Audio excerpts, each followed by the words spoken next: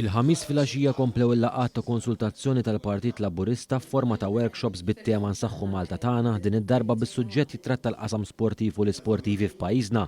Min-naħa tagħhom sportivi minn dixxilpini differenti tkellmu dwar ir-realtajiet partikolari tagħhom fejn ħafna resqu l-proposti skont iċ-ċirkostanzi u r-realtajiet li jaffaċċjaw.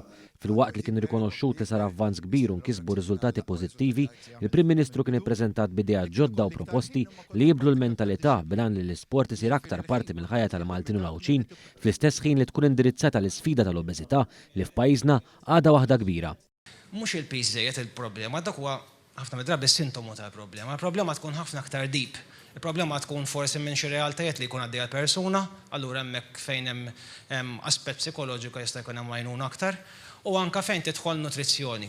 Jiġifieri jekk l-industriji kollha jaħdmu aktar jitfit, jien nemmen illi bħala riżultat u aħna peress li żgħar aktar nistgħu nikkoordinaw, nistgħu noħorġu riżultati aħjar. B'reazzjoni għal bosta kummenti il-Prim Ministru appella lil min għandu interess fl-isport biex ikun attiv anke fuq livell ta' tfassil tal-politika għax hekk biss jistgħu jsiru bidliet fuq oħrajn li affettwaw dak li tkellmu dwaru l-isportivi.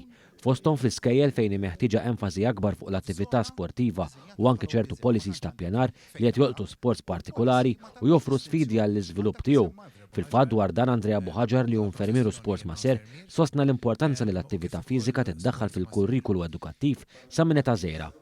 Għandek l-isports u l-edukazzjoni illi nemmen illi wasanna f'punt illi parti mill-kurrikulum tal-iskejjel minn età żgħira, ġifieri kemm bżonn nimorru fil-livell ta' kindergarten għandna bżonn ukoll li l-isports irid ikun parti integrali fil-ħajja tat-tfal. Sa dan it-tant ma naqasx ukoll jiġi rimarkat l-importanza tal-isport tas-saħħa mentali. Dan permezz ta' Gilmore Borch li huwa atleta ta' Special Olympics Malta e kif irrakkonta l-esperjenza personali tiegħu u kif l-isport għenu jeleb l-isfidi li kellu. Ħanitla' xahar li ġej Washington għat-taħriġ biex ikoll hemm iktar training. Ġiexi tkun qed tagħmel inti x'ikun? Jiena xi nitla' ħajalmun iktar biex jiena nkun il-leħen għal atlet li ma jistgħux jitkellmu. Biex anke l-isport huwa l-iktar ħaġa importanti. Jiena f'ħajti għaddejt minn ħafna. Għaddejt dwejja akbar kont viċin suwiċidju. Ħadd mediċina, imma l-isport kien dik il-mediċina li ħarġitni minn dak id-dlam.